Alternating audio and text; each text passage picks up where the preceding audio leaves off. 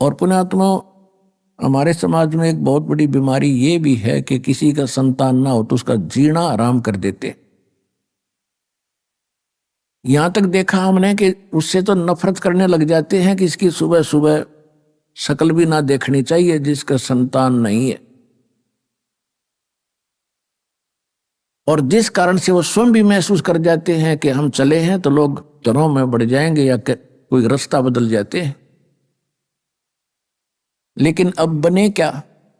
अब अध्यात्म मार्ग के अंदर हम आपको बताते हैं कि जिनका संतान नहीं है,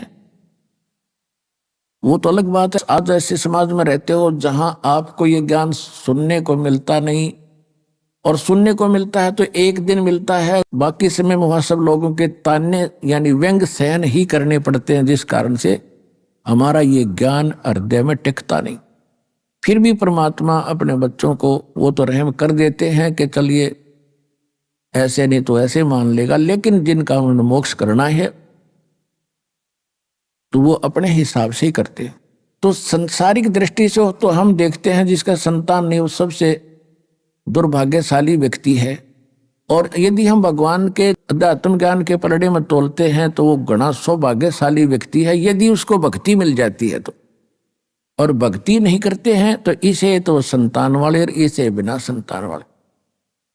उदाहरण के तौर पे जैसे एक हम ये भी सुनते हैं कि भाई किसी को कहते हैं जी भक्ति कर लो, राम नाम ले लो, कहने हम बुराई करते ही नहीं, हम किसी का बुरा करते ही नहीं, ना हम कोई विकार करते, हम तो वैसे ही भगत है।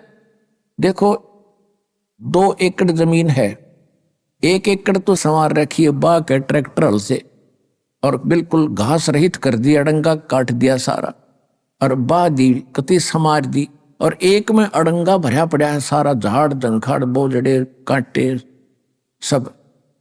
यदि उस समारे हुए में यानी जो कहते हम बुरा नहीं करते, हम तो किसी की आत्मा नहीं दुखाते, हम कोई बुराई नहीं करते, तो वो है नो सोच ले समरा हुआ खेत।